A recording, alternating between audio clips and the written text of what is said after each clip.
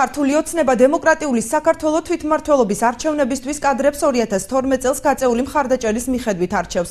განცხადებას კანდიდატთა შეფასების კრიტერიუმებზე აჭარის უმაღლესი საბჭოს დეპუტატი უმრავლესობიდან ალექსანდრე ჩიტიშვილი აკეთებს. მისი თქმით, როგორც პროპორციული სია, ისე მაჟორიტარობის კანდიდატთა ვინაობა ჯერ დაზუსტებული არ არის და შესაძლოა ბოლო დღეს რადიკალურად შეიცვალოს, თუმცა თავად ფიქრობს, რომ სიის პირველი ნომერი პარტიის თავმჯდომარე ლაშა სირაბიძე უნდა იყოს. ვინ დასახელდება მაჟორიტარებად მოახლოებული არჩევნებისთვის, ალექსანდრე ჩიტიშვილი კანდიდატთა სავარაუდო ვინაობას ასახელებს. ორი მაჟორიტარის ვინაობას ამხელს თავისუფალი დემოკრატების წევრი სულხან ღვონდი. ვფიქრობ, რომ ახან ვართ პარტია, ყავს პარტიის თავმჯდომარე, მიუხედავად იმისა, რომ ბატონი ლაშა სირაბიძე არის მაჟორიტარი და ჩვენ როგორც წესი მაჟორიტარია ბოლოში წეთხოვნე სიის, ახან პარტიის თავმჯდომარეა, მე ვფიქრობ, ალბათ სიას უნდა წარუძღოს პარტიის თავმჯდომარე. თვითონ პარტიას ყავს თავის გამოკვეთილი ლიდერები ყავთ, რომლებიც ალბათ მოხდებიან სიის თავში.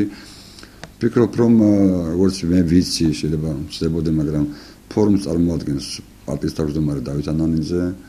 ვფიქრობ, რომ მრეწველებს წარმოადგენს მამუკა ჯაში. რაც შეეხება კონსერვატორებს, თვალწინ უნდა იყოს დიმიტრი დარჩია. რესპუბლიკელებს ალბათ პარტიის თავმჯდომარე ახლოდიანი იქნება, რაც შეეხება თავისუფლებას არ ვიცი. რამდენიმე მათგანის დასახელება შემილია, მხოლოდ მაგალითად რუსთაველის ადმინისტრაციაში ჩვენ გვყავს დასახელებული კობა ჩხეიძის კანდიდატურა და მახინჯაურში ჩაქვსა და ბენზაში ჩვენ გვყავს დასახელებული ჯავაბერიძის კანდიდატურა და კიდე გარწმუნებთ, რომ ძალიან ბევრი, ძალიან ღირსეული ადამიანი ეყოლება ბათუმს კანდიდატებად.